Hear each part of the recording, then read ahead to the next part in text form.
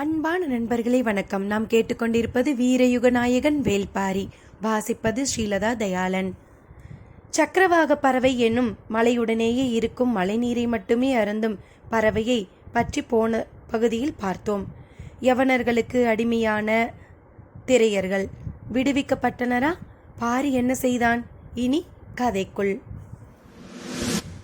அத்தியாயம் 51. பொழுது நள்ளிரவை கடந்தது.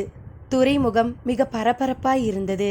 யவனர்களின் கோட்டையிலிருந்து எழும்பிய இசைக்கருவிகளின் ஓசை திரையெங்கும் எதிரொலித்து கொண்டிருந்தது.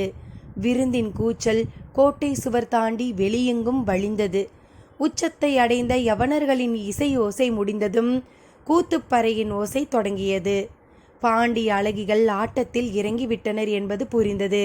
விருந்தில் விடைபெறும் தருணம்தான் வெறிக்கூட்டும் ஆட்டம் நிகழும், அல்லது அப்பொழுதுதான் மனம் புதியதாய் ஒன்றை அடைய முன்னிலும் அதிகமாக இயங்கி நிற்கும். அதனால்தான் விருந்துகள் பின்னிரவுக்கு பின்னர் சூடு பிடிக்கின்றன. இரவும் இசையும் மதுவும் ஒற்றை கோட்டில் வடம் பிடித்து நிற்க ஆண்களும் பெண்களும் வவ்வாலென அதை பற்றி தொங்கிக் கொண்டிருக்கின்றனர். மோகம் எது ஒன்றையும் தலைகீழாக மாற்றுவதில்லை. தலைகீழாக மாறும் பொழுதுதான் அது இயல்பு கொள்கிறது. ஹிப்பாலஸின் நாவாய் துறைமுகத்தில் பெரும் வீரனைப் போல் கம்பீரமாக நின்று கொண்டிருந்தது. மீகான் நின்று பார்க்கும் அதன் கூம்பு மாடத்தின் கீழே திரையர்கள் உட்கார வைக்கப்பட்டிருந்தனர். அவர்களிடமிருந்து சற்று தள்ளி யவன காவல் வீரன் நின்று கொண்டிருந்தான். காவல் வீரர்களின் கவனமெல்லாம் நாவாயில் பொருட்களை ஏற்றும் பணியாட்களின் மீதே இருந்தது. கைகளில் பெருந்தடி கொண்டு பிணைக்கப்பட்டுள்ள திரையர்களை பாதுகாக்க வேண்டிய தேவை ஏதும் இருப்பதாக அவர்களுக்கு தோன்றவில்லை. குத்த வைத்தபடி உட்கார்ந்திருந்த நீலன் சற்றே தலை தூக்கி பார்த்தான். அவனுக்கு நேரெதிரே வானில் மெல்லிய 3ஆம் பிறை நிலவு கண் சிமிட்டியது. பரம்பில் செய்தியை அது ஒளி சிந்தி அவனுக்கு சொல்லுவது போல் இருந்தது. பிறை நிலவை கூர்ந்து பார்த்து கொண்டிருந்தான். நினைவுகள் எங்கெங்கோ ஓடி மறைந்தன. பிற விண்மீன்களையும் பார்த்தான். எல்லோரும் இங்கே வந்துவிட்டீர்களா என்று மனம் கேட்டபொழுது உதட்டோரம் சிரிப்பொன்று மேலெழுந்தது. காலம்பன் நீலனையே பார்த்து கொண்டிருந்தான். 3ஆம் பிற நிலவை பார்த்தபடி எழுந்தான் நீலன். காவல் வீரர்கள் வெகு தொலைவில் பொருட்கள் ஏற்றப்படுவதையே பார்த்து கொண்டிருந்தனர். எழுந்த நீலனின் கண்ணில் முதலில் பட்டது வைகையின் நடுவில் அசைந்தபடி கடல் நோக்கி போகும் கப்பல் ஒன்று. அதை சற்றே கூர்ந்து பார்த்தான். விளக்கொளியால் கப்பலின் மேல்தளத்தில் இருப்பனவற்றை அவனால் துல்லியமாக பார்க்க முடிந்தது.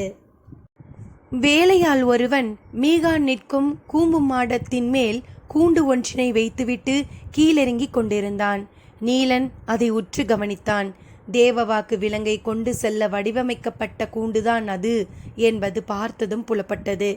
இனியும் காலம் தாழ்த்த வேண்டாம் என்று முடிவு செய்தபடி கீழே அமர்ந்தான். அமர்ந்த வேகத்தில் அவனது நாக்கு குழன்று சிற்றொலியை எழுப்பியது. அணில் எழுப்பும் ஒளி போல் அது இருந்தது. திரையர்கள் யாருக்கும் எதுவும் புரியவில்லை. ஒருவர் முகத்தை மற்றொருவர் பார்த்தனர். காலம்பன் நீலனின் செயலை கூர்ந்து கவனித்துக் கொண்டிருந்தான். கூட்டத்தின் நடுவில் உட்கார்ந்திருந்த பரம்பின் வீரர்கள் இருவருக்கான ஒளி குறிப்பு அது. அவர்கள் தங்களுக்கான உத்தரவு கிடைத்ததும் வேலையை தொடங்கினர். அவர்கள் கழுத்தை ஒட்டி வேர்குடி ஒன்றினை கட்டியிருந்தனர். கீழ்த்தாடையை கழுத்தோடு தாழ்த்தி நாக்கை நீட்டி அவ்வேர்கொடியை பற்ற நினைத்தான் பரம்பின் வீரன். அது உள்கழுத்தில் பதிந்திருந்ததால் எளிதில் நாக்கின் நுனிக்கு சிக்கவில்லை. மீண்டும் மீண்டும் முயன்றான். சிறிது நேரத்தில் நாக்கின் நுனியில் வேர்கொடி சிக்கியது. மெல்ல அதனை நுனி நாக்கிலேந்தி உள்வாய்க்கு கொண்டு வந்தான். இவர்கள் என்ன செய்கிறார்கள் என்று திரையர்களுக்கு புரியவில்லை. உற்று பார்த்து கொண்டிருந்தனர். பரம்பின் வீரர்கள் இருவரும் கழுத்தில் சுற்றியிருந்த கொடியை பல்லால் கடிக்கத் தொடங்கினர். அது நத்தை சூரியின் காய்ந்த இலைகளை கொண்டு திருகி கட்டப்பட்ட கொடி. நத்தை சூரியை வாயிலிட்டு மென்ற ஒருவன் கல்லை கூட கடித்து நொறுக்கி விடுவான். அதன் சாறு உருவாக்கும் வீரியத்திற்கு இணை இல்லை. நத்தை சூரியின் இலைகளை மென்று அதன் சாறு பல்லிடுக்கில் இறங்கத் தொடங்கியதும் மாற்றங்கள் தெரியத் தொடங்கின. பல் ஈறுகளில் கங்கினை கொட்டியது போல் அவர்கள் துடிக்கத் தொடங்கினர். எலியின் வீறு கொண்ட வகையான செம்மூக்கனைப் போல அவர்கள் மாறினர். மேல்தாடை பற்கள் கீழ்த்தாடை பற்களை நர நரவென்று கடித்து நொறுக்கி விடுவது போல இருந்தன. கடவாய் பற்கள் இலையின் கடைசி சாறு இறங்கும் வரை அரைத்து கொண்டே இருந்தன. எந்த கணம் அது தொடங்கப் போகிறது என்பதனை காண நீலனின் கண்கள் ஆர்வத்தோடு காத்திருந்தன. ஒரு கணப்பொழுதில் அது தொடங்கியது. அவன் முதலில் தன் கைகளில் பூட்டப்பட்டிருந்த மரக்கட்டையை கடிக்கத் தொடங்கினான். மிக கடினமான மரங்களை சோலை தட்டையை கடித்து துப்புவதைப் போல துப்பினான். நிகழ்வதை காலம்பன் இமைக்காமல் பார்த்து கொண்டிருந்தான். செம்மூக்கனின் வேகம் கடிக்கத் தொடங்கிய பிறகுதான் பல மடங்கு அதிகமாகும். மற்ற எலிகள் மண்ணின் மேலே எவ்வளவு வேகமாக ஓடுமோ அதே போல செம்மூக்கன் மண்ணுக்குள் கரகரவென்று கடித்து துளையிட்டு கொண்டே ஓடும் என்பார்கள்.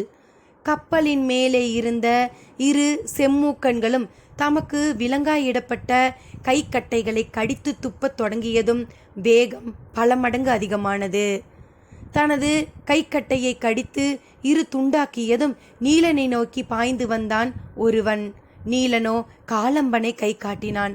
வந்தவன் திரும்புவதற்குள் மற்றொருவன் காலம்பனின் கைக்கட்டையை கடித்து கொண்டிருந்தான். அவன் முடிப்பதற்குள் நீலனின் கைக்கட்டையை கரகரவென்று கடித்து துப்பி இரு கூறாக்கி முடித்தான். அடுத்தடுத்து ஒவ்வொரு வீரனின் கைக்கட்டையையும் கடித்து துப்பிக் கொண்டிருந்தனர்.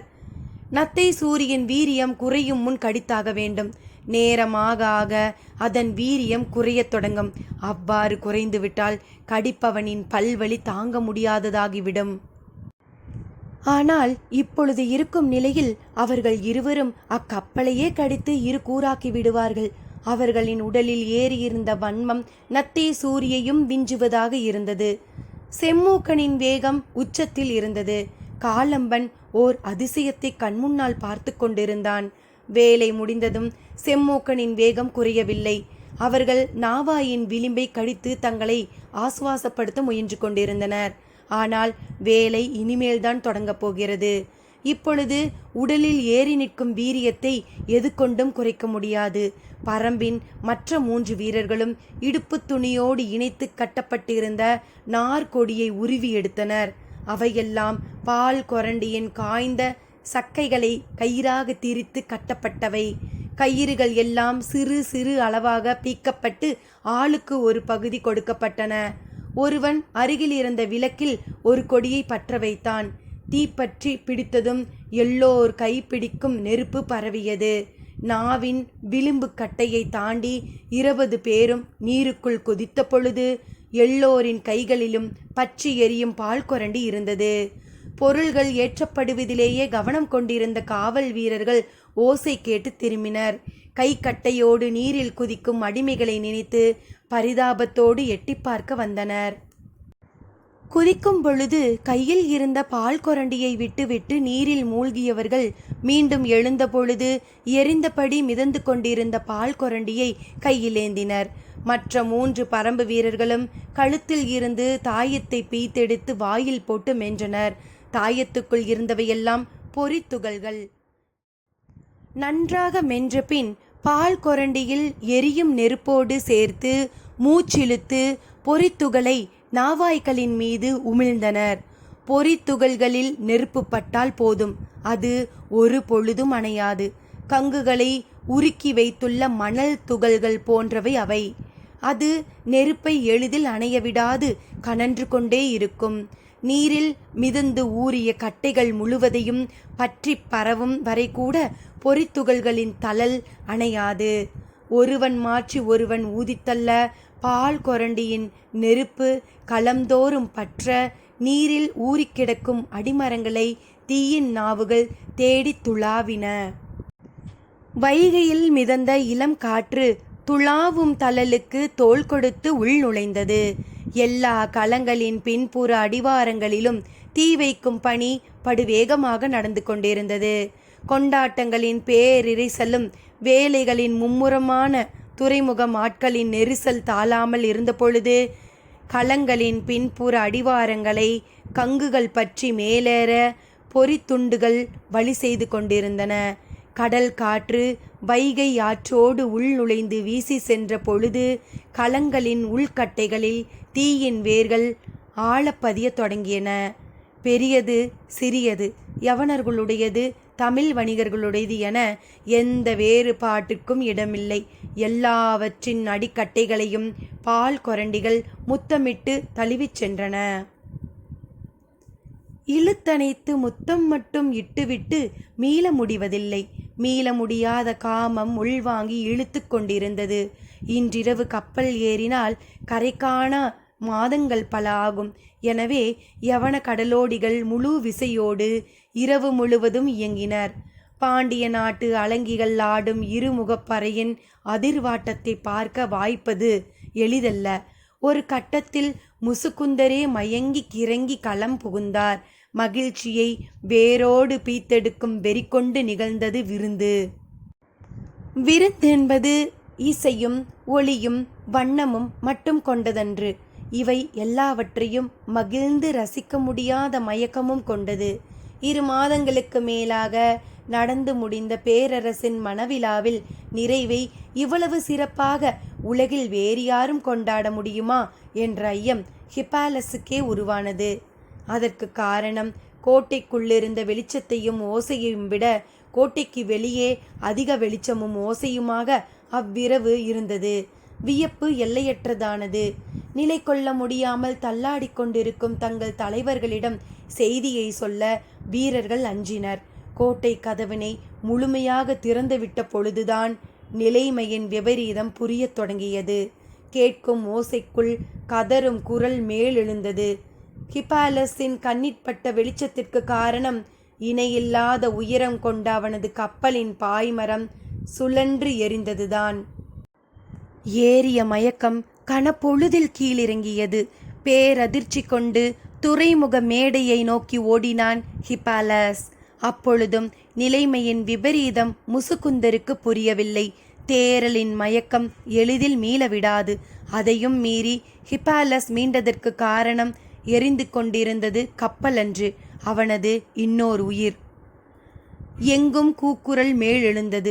உள்ளும் புறமுமாக வீரர்கள் பதைப்பதைக்க ஓடினர். துறைமுகத்தின் மேடை பகுதியை நெருங்க முடியாதபடி தீயின் சுடர் வாரி சுழன்று கொண்டிருந்தது. எல்லா நாவாய்களிலும் முழு அளவு பொருட்கள் ஏற்றப்பட்டு விட்டதால் நெருப்பு இணை சொல்ல முடியாத வீச்சோடு மேலேறி படர்ந்தது. கடல் காற்றில் பற்றிய பாய்மரம் நெருப்போடு அசைந்தாடியது.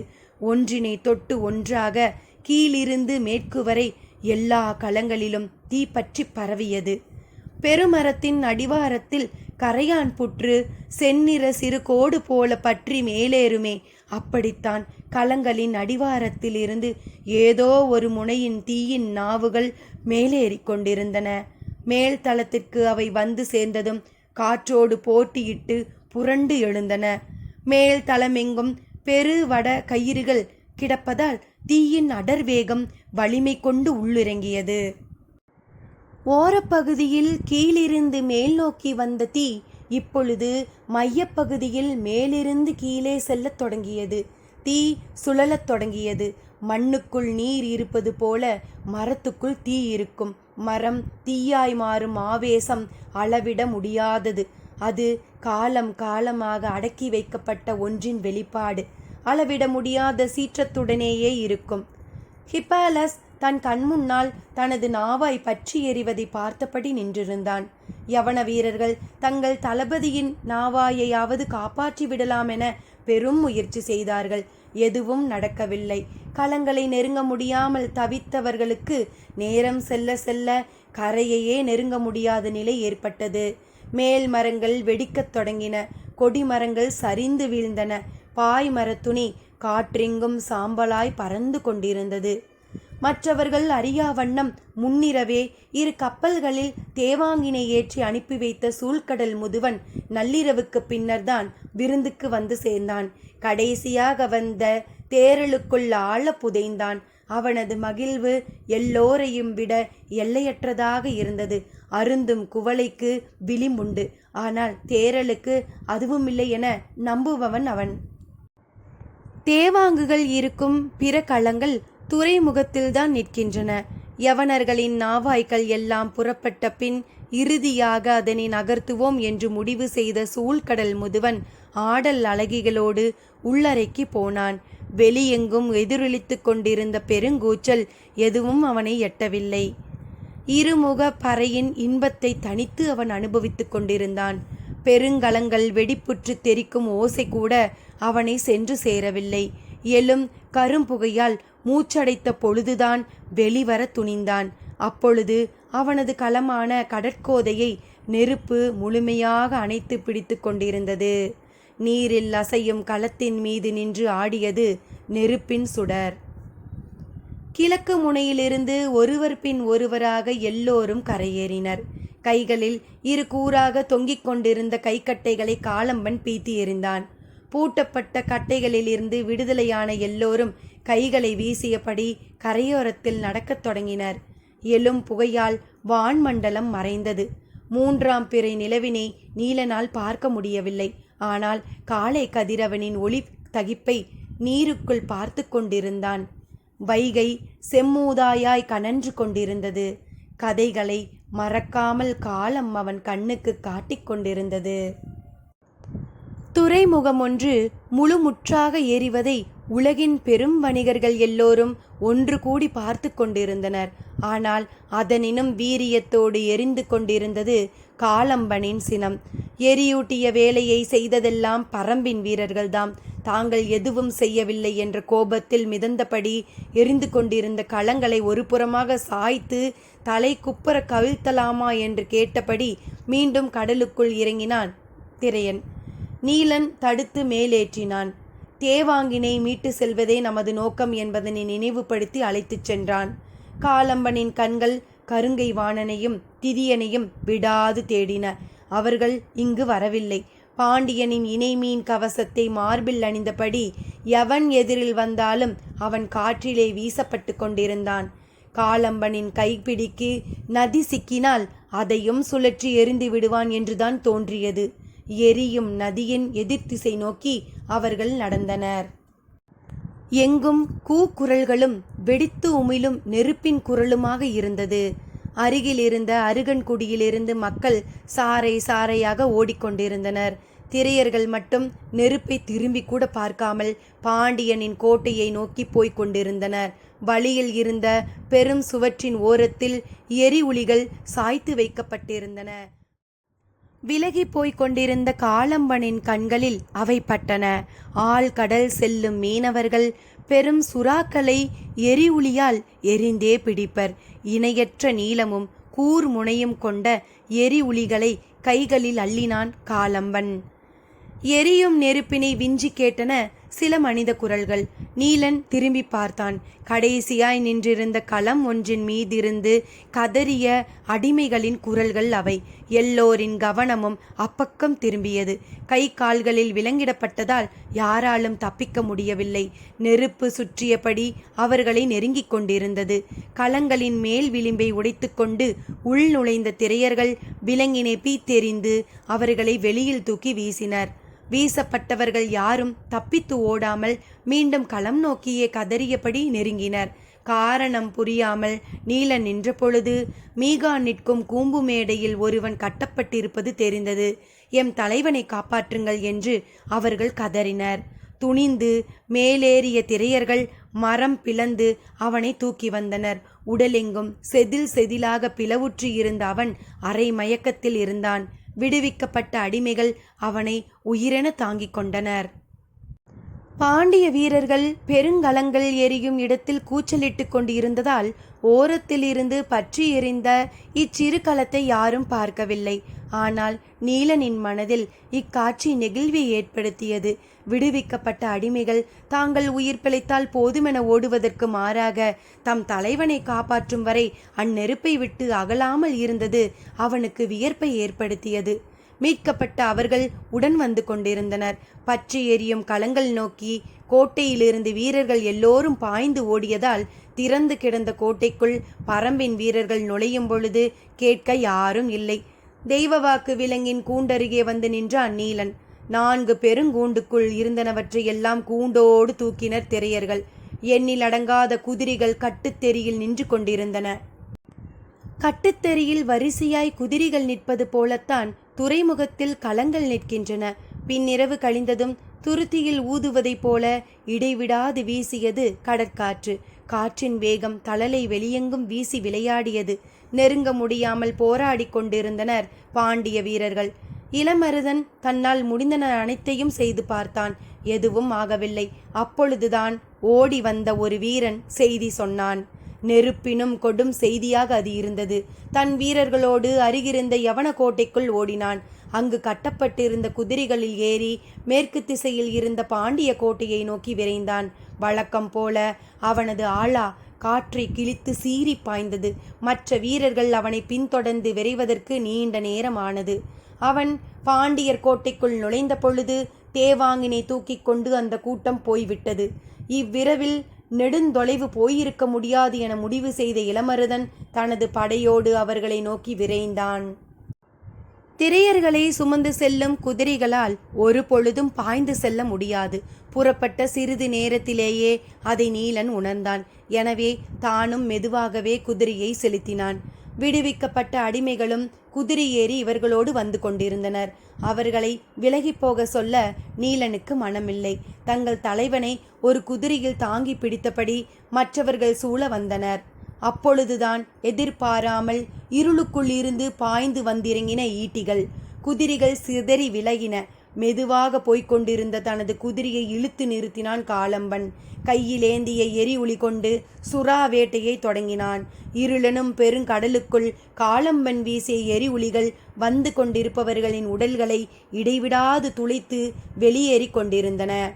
தாக்குதலின் கூக்குரலுக்கு நடுவே தங்கள் தலைவனை பாதுகாப்பாய் கொண்டு செல்வதிலேயே கவனமாயிருந்தனர் மீட்கப்பட்ட அடிமைகள். வேகமற்று நடக்கும் திரையர்களின் குதிரைகளை இடைவிடாது வந்து சூழ்ந்த வண்ணம் இருந்தனர் பாண்டிய வீரர்கள். எந்த ஒரு ஆயுதத்தையும் விட மிக நீளமானவை எரி ஒளிகள். எனவே புழுக்களை கோர்த்து தூக்கும் கீற்றோலையைப் போல அது மனித உடல்களை கோர்த்தெடுத்து கொண்டிருந்தது. இச்சிறு படையை அழிக்க தன் வீரன் ஒருவனே போதும் என காளம்பன் நினைத்த பொழுதுதான் சற்றும் எதிர்பாராதது நடந்தது. முன்னால் போய்கொண்டிருந்த நீலனை மறிக்க மின்னல் வேகத்தில் ஒரு குதிரை பாய்ந்து சென்றது. காளம்பன் அதை நோக்கி விரைந்து செல்ல குதிரையை இயக்கி பார்த்தான். ஆனால் இவனது குதிரையின் வேகம் கூடவில்லை. கண்ணிமைக்கும் நேரத்தில் பாய்ந்து சென்றது ஆலா.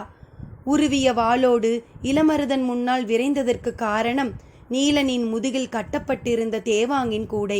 எக்காரணம் கொண்டும் அதனை எடுத்து செல்ல அனுமதிக்க கூடாது என்று வெறி கொண்டு தாக்கினான் இளமருதன். ஆலா பாய்ந்து சென்ற வேகம் காளம்பனை சற்றே உலுக்கியது. நீலனை நோக்கி விரைந்து செல்ல துடித்தான். இருளுக்குள் நிகழும் மோதலில் உருவங்கள் புலப்படவில்லை. எனவே எரி ஒளியை வீசி எறிய முடியாத நிலை. கன நேரங்கூட காளம்பனால் தாங்க முடியவில்லை. குதிரையை விட்டிறங்கி பாய்ந்து ஓடினான். சற்றும் எதிர்பாராமல் வெட்டி வீசப்பட்ட தலையொன்று அவனை கடந்து போய் இருளுக்குள் உருண்டது. காளம்பன் அதிர்ந்து நின்றான். இருளுக்குள் இருந்து சீறி வெளியேறியது ஆலா. ஆலாவின் முதுகில் அமர்ந்திருந்தான் நீலன். அத்தியாயம் 52. களை கட்டியது கூத்து. திசையெங்கும் இருந்து பரம்பு மலையை நோக்கி அணி அணியாய் மேலேறினர் பாணர்கள். கூத்து தொடங்கும் முன் தங்களின் பறைகளை நெருப்பிலே சூடேற்றினர். சூடேற்றிய பறையை இழுத்தடித்ததும் ஓசையின் வழி நெருப்பே பரவியது. வைப்பூரை எரித்த நெருப்பு, அருகன்குடியை அழித்த நெருப்பு, யவன நாவாய்க்களை விழுங்கிய நெருப்பு, களந்தோறும் கனன்ற நெருப்பு, அந்நெருப்பே பாடலாய் மாறியது. நெருப்பின் பாடலே இரவெங்கும் ஒலித்தது. பரம்பின் வீரர்கள் நால்வரின் வாயிலிருந்து உமிழப்பட்ட பொறித்துகள்களை இப்பொழுது நிலமெங்கும் பாணர்கள் உமிழ்ந்து கொண்டிருந்தனர். பாய் மரங்களை விட உயரத்தில் பறந்து கொண்டிருந்த பாண்டியனின் புகழ் மீது பற்றி எரிந்தது நெருப்பு. கருகி உதிரும் புகழின் சாம்பலேந்தி வழியெங்கும் பாட்டிசைத்தனர் அகவன் மக்கள். நீரின் மீது ஆடிய நெருப்பின் நடனத்தை நிலமெங்கும் ஆடிக்கழித்தனர் கூத்தர்கள். வணிகர்களின் அச்சு ஒடிவது ஏதோ ஒரு வகையில் மக்கள் எல்லோருக்கும் பிடித்திருந்தது. அதனாலேயே இச்செய்தி மக்களின் செய்தியாக மாறியது. சேரனும் சோழனும் கூட இக்கதை பாடலை அவையில் பாடச் சொல்லி கேட்டனர். வேந்தர்களில் முதல் நிலையை அடைந்து விட்டதாக செருகிக் கொண்ட பாண்டியன் எரிந்த கதை இன்பத்தை சுரந்தது. பாண்டிய இளவரசனின் மணவிழாவில் நிகழ்ந்த கூத்துகளெல்லாம் இப்பொழுது நிலமெங்கும் கேலிக்கூத்தாய் நிகழ்ந்து கொண்டிருந்தன. செல்வத்தின் கருநிழலில் கால் மிதித்து ஆடினர் கலைஞர்கள். ஓடோடிகளும் நாடோடிகளும் தமக்கான பாடலை தமது நரம்பெடுத்து மீட்டனர். ஆக்கத்தில் கிடைக்கும் இன்பம் அழிவிலும் கிடைக்கும். இவ்வழிவு தற்செயல் என்றுதான் எல்லோரும் நம்பினர். ஆனால் முற்றிலும் எரிந்த தீயிலிருந்து எரியாமல் வெளிவந்தது உண்மை. இது தற்செயல் அல்ல, தாக்குதல் என தெரிய வந்தது. தாக்கியது திரையர் கூட்டம் என்பது அறிய வந்தது. உடன் இருந்தது பரம்பு மக்கள் என்பதும் புரிய வந்தது. அவ்வளவு காலமும் பரவிய நெருப்பை பற்றிய கதை இப்பொழுதுதான் நெருப்பாய் பரம்ப தொடங்கியது. வேள்பாரியின் சீற்றம் கடல் தொட்டு திரும்பியதென தென்பறை முழங்கினர் பாணர்கள். நெருப்பை விட வேகமாக பரவக்கூடியது கதை. நெருப்பை விட அதிகமாக சுடக்கூடியது கதை. நெருப்பு கொண்டும் எரிக்க முடியாதது கதை. எனவே இக்கதை பரவுவதை தடுக்கவோ எரிவதை நிறுத்தவோ சுடுவதை மறைக்கவோ யாராலும் முடியவில்லை. இந்நெருப்பை நீர் கொண்டு அணைக்க முடியாது. ஏனென்றால் இந்நெருப்பே நீரின் மீதுதான் எரியத் தொடங்கியது. கடைசி வரை நீரின் சாட்சியாகவே எரிந்து தணிந்தது. வெஸ்பானியனின் உடலிற்பட்ட தீயை அணைக்க எவ்வளவு முயன்றும் முடியவில்லை. நதியிலே தள்ளிவிட்டு காப்பாற்றி விடலாம் என நினைத்து நெருப்போடு நீருக்குள் தள்ளினர். அவன் நீரில் விழுந்த சில கணங்களில்தான் எரிந்து கொண்டிருந்த ஹிபாலஸின் நாவாய் வெடித்து சரிந்தது. வெஸ்பானியன் எரிந்து மூழ்கினானா, மூழ்கி எரிந்தானா என்பது தெரியாமலேயே போய்விட்டது. எண்ணிலடங்காத முத்துப்பெட்டிகள் ஏற்றப்பட்ட நாவாய் இது. ஒவ்வொரு வணிகனும் பெரும் மகிழ்வோடு கணக்கிலடங்கா பொருட்களை வாங்கி களம் நிறைத்து புறப்படும் வேளையில் நெருப்பு நடனம் நிகழ்ந்ததால் களத்தில் இருந்த பொருட்களின் அளவு கணக்கிட முடியாததாக இருந்தது.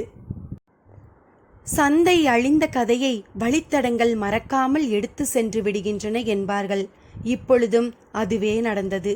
ஒரு துறைமுகம் முழுமுற்றாக அழிந்த கதையை கடல் வழி பயணித்த களங்கள் எல்லாம் எடுத்து சென்றன. நாவாய்கள் ஒதுங்கும் துறைமுகம் எங்கும் வைப்பூரின் கரிக்கட்டைகள் கரை ஒதுங்கின. கடல் இருக்கும் வரை இக்கதை இருக்கும்.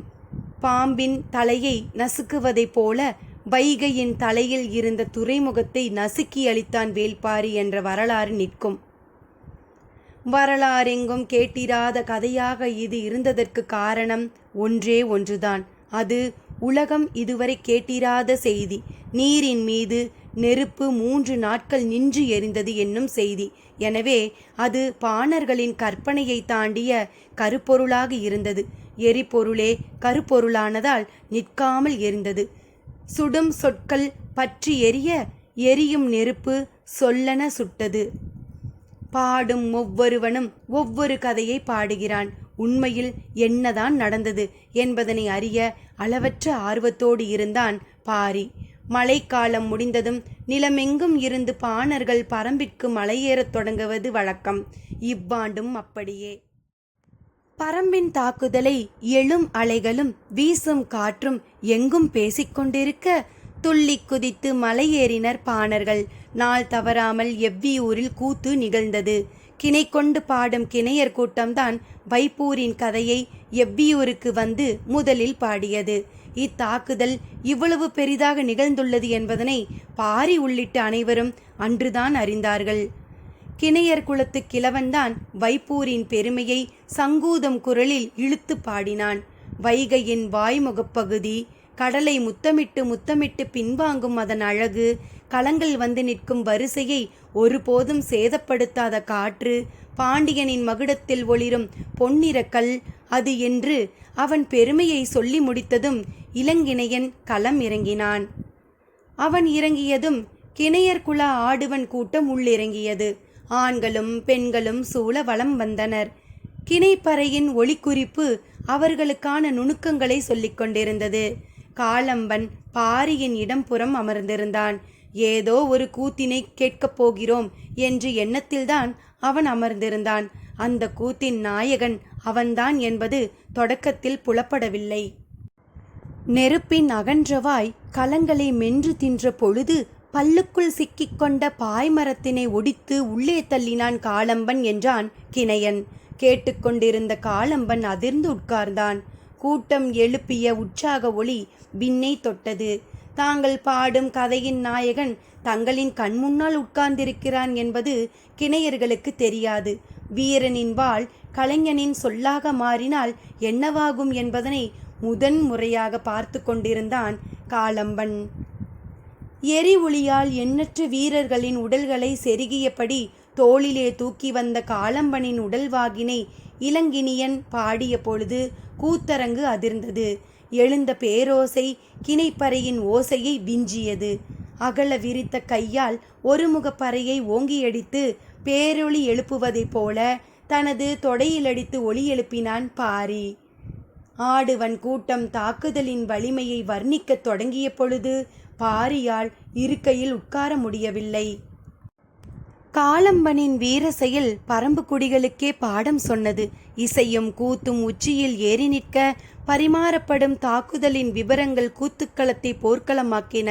சீரியலும் சினம் கொண்டு பகை முடிக்கும் ஒற்றை சொல்லோடு பாடலை முடித்தான் இளங்கினியன். கூத்து கேட்டவர்களின் ஆவேச உணர்ச்சி எல்லையற்றதாக இருந்தது.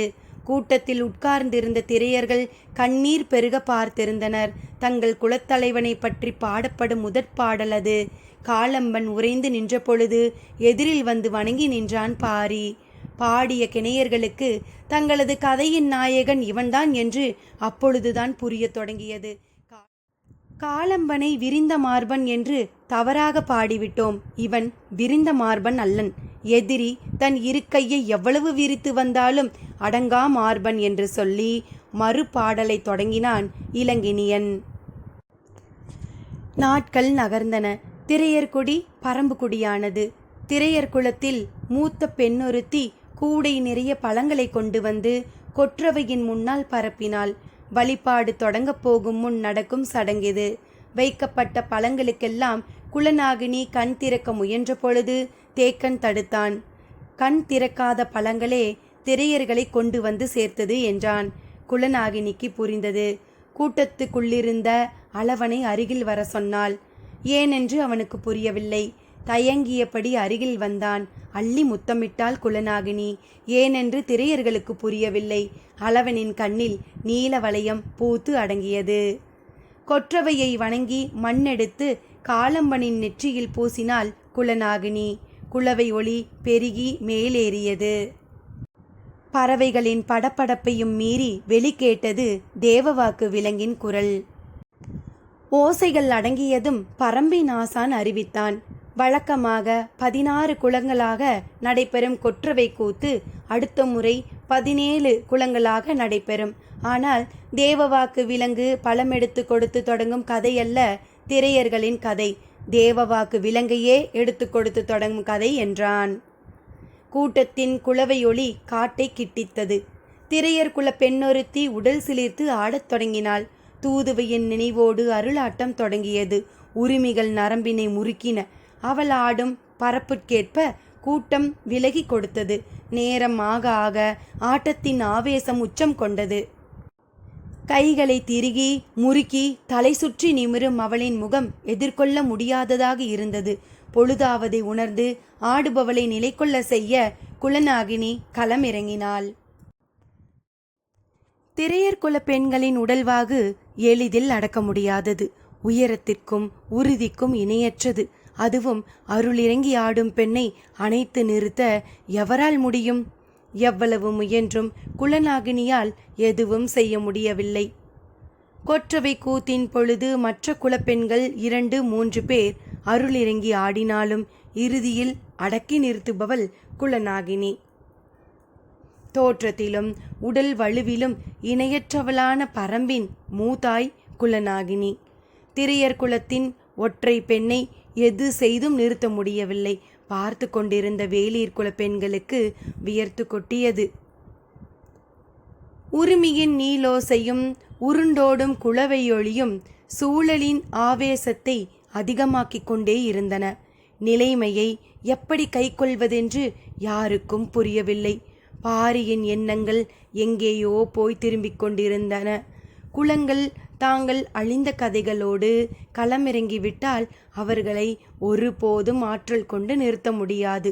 அவர்களை நிறுத்துவதற்கான வழியை கதைகளுக்குள் தான் கண்டறிய வேண்டும் என்று சிந்தித்து கொண்டிருந்த பொழுது அருகில் இருந்த ஆதினி சொன்னாள்.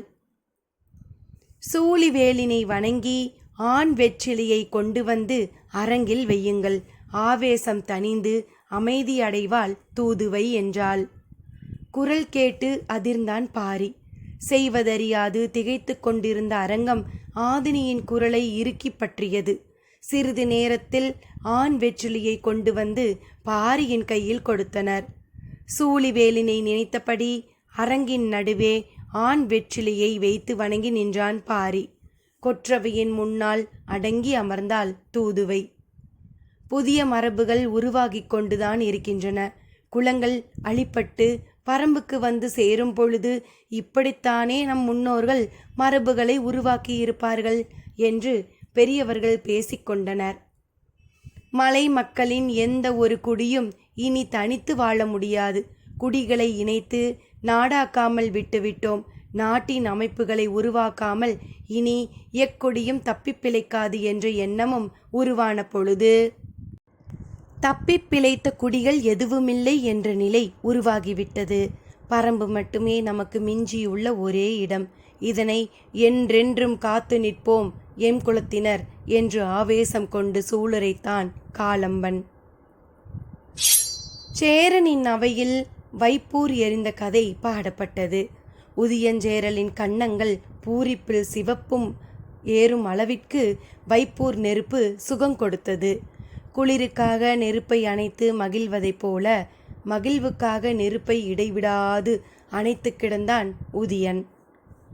குரல்வாய்ப்பாணர்களின் போட்டி பாடல்கள் நாள்தோறும் நடந்தன. கூலங்கள் எறிவதைப் போல களங்கள் எறிந்தன என்றான் ஒருவன். நீரிலே மூழ்கும் வேலத்தின் கருமை ஏறிய முதுகினை போல கருகிய நாவாயின் நடிமரங்கள் ஆற்றிலே புதைந்தன என்றான் மற்றொருவன். பாண்டியனின் பதாகையில் பறந்து கொண்டிருந்த மீன்கள் எரிந்த நெருப்பின் சூடு தாங்காமல் ஆற்று நீரிலே செத்து மிதந்து கொண்டிருந்தன என்றான் இன்னொருவன்.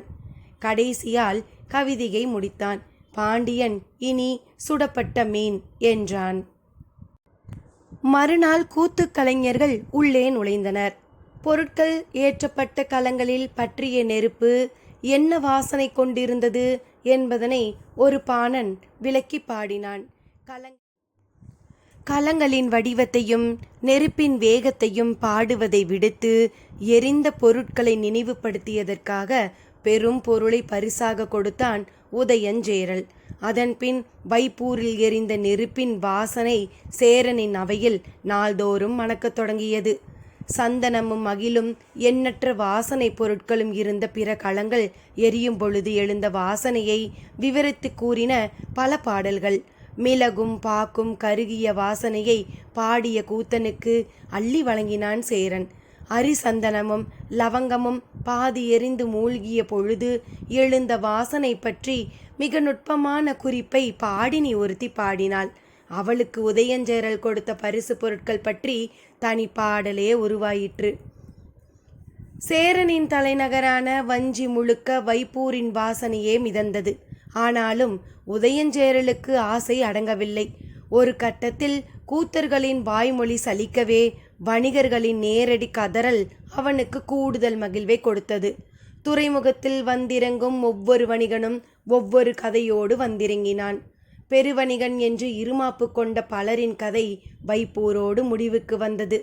சாத்துக்களின் தலைவன் சூழ்கடல் முதுவன் இனி எந்த துறையிலும் தலை நிமிர்ந்து நுழைய முடியாது. அது மட்டுமல்ல, பாண்டியனுக்கு பெண் கொடுத்ததால் சாத்துக்களின் தலைவனுக்கே இந்த கதி என்பது கடல் போல் நிலை கொண்டு விட்டது. அழிந்த நாவாய்களும் களங்களும் உரிமையாளர்கள் இழப்பை பற்றி தொடர்ந்து சொல்லிக் கொண்டிருந்தன. ஒவ்வொருவருக்கும் ஏற்பட்ட இழப்பு அளவிட முடியாததாக இருந்தது. எல்லாம் அழிந்தது என்று பல வணிகர்கள் கதறியபடி கடலுக்குள் சென்றனர். ஒவ்வொருவரின் கதையையும் கேட்டு உள்ளுக்குள் மகிழ்வோடு அரண்மனை திரும்பினான் உதயஞ்சேரல். துறைமுகம் வந்திறங்கிய வணிகர்கள் எல்லோரும் அழிந்த கதையைத்தான் சொன்னார்கள். யவன கப்பலின் பயணம் செய்த மொழிபெயர்ப்பாளன் ஒருவன் அழிந்த கதையை மட்டுமல்லாமல் அழித்தவர்களின் கதையையும் சேர்த்து சொன்னான். அவன் ஹிப்பாலஸின் நாவாயில் பணியாற்றியவன். பாண்டிய மன்னனின் பரிசாக முசுகொந்தர் கொடுத்த புதிய அடிமைகளை கப்பலின் மேல்தளத்தில் ஏற்றியதிலிருந்து அவன் கதை தொடங்கியது. நடந்தவை எல்லாவற்றையும் சொல்லி முடித்தான். கதை கேட்ட உதயஞ்சேரலின் செவிகளில் பொறித்துகளை உமிழ்ந்தவன் அவன்தான். வாய்ப்பிளந்து கேட்டு மகிழ்ந்த உதயஞ்சேரல் வாய்மூடி அமைதியானான். பாரிதான் இவ்வளவையும் செய்தான் என்பதனை அவனால் நம்பவே முடியவில்லை. அதன்பின் உதயஞ்சேரல் யாரிடமும் கதை கேட்கவே இல்லை. ஆனாலும் அதுவரை அவன் கேட்ட கதைகளெல்லாம் அவனை சும்மா விடவில்லை. வைப்பூரில் எரிந்த நெருப்பின் சூடு வஞ்சிமா நகருக்கும் பரவியது. நெருப்பு சுடத் தொடங்கியது. பரம்புமலை இருக்குமிடத்திற்கும் வைப்பூர் இருக்குமிடத்திற்கும் எந்த தொடர்பும் இல்லை.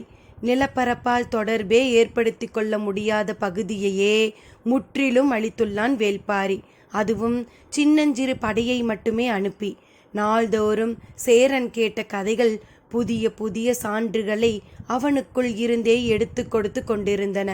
ஒரு கட்டத்தில் தனக்குத்தானே எரியத் தொடங்கினான். பதற்றம் கூடியது. பரம்புமலை நோக்கி பாதையை உருவாக்கும் திட்டம் ஏறக்குறைய முடியும் தருவாயில் உள்ளது. ஒன்றிரண்டல்ல, பல முனைகளிலிருந்தும் அடற்காட்டை அழித்து சேர வீரர்கள் உள் நுழைந்துள்ளனர். ஏற்கனவே வகுத்த திட்டப்படி படைகள் புறப்பட வேண்டிய நாள் மிக அருகில் இருக்கிறது. ஆனால் படுக்கையிற் கிடந்த உதயஞ்சேரலின் உடல் சூடு அளவிட முடியாததாக இருந்தது. சேரனின் கதை இப்படியென்றால் கதை கேட்டு மகிழ்ந்தபடி இருந்தான் செங்கன சோழன். பேரரசர் சோழவேலனின் மகன். முதலில் அவனுக்குத்தான் பொற்சுவை பெண் கேட்டனர். எல்லாம் நல்லபடியாக முடியும் என்று சோழவேலன் நம்பியிருந்த பொழுதுதான் குலசேகர பாண்டியன் முத்துக்களை உருட்டிவிட்டு விளையாடத் தொடங்கினான். சூழ்கடல் முதுவனின் சொற்கள் உருளும் முத்துக்களை மிதித்து சரிவு கொண்டது. மன ஒப்பந்தம் பாண்டியர்களோடு என்று ஆனது. உள்ளுக்குள் அவமானத்தை உணர்ந்தபடி இருந்த சோழவேலன் அதனை வெளிக்காட்டி கொள்ளவில்லை. இயல்பிலேயே தங்களை விட சேரர்களும் பாண்டியர்களும் வலிமையோடு இருக்கின்றனர் என்று அவனுக்கு தெரியும். அந்த வலிமைக்கு முக்கிய காரணமாக வணிகமும் இருந்தது. எனவேதான் வணிகர் குலம் நோக்கி அவன் பெண் பார்க்க தொடங்கினான். ஆனால் நிலைமை கைமீறி போய்விட்டது. திருமண செய்தி வந்து கொண்டே இருந்தது. அவமானங்களை கடக்க பெரும் பாடுபட வேண்டி இருந்தது. மாத கணக்கிற்பட்ட அவமானத்தை வந்து சேர்ந்த ஒற்றை செய்தி துடைத்தெறிந்தது. நினைத்து நினைத்து மகிழ்ந்தான். ஒரு துறைமுகமே அழிந்ததா? மீண்டும் மீண்டும் கேட்டான். கேட்டு கேட்டு மகிழ்ந்தான். தந்தையின் அறைக்குள் நுழைந்தான் செங்கன சோழன். உடனிருந்தவர்கள் விலகி வெளியேறினர்.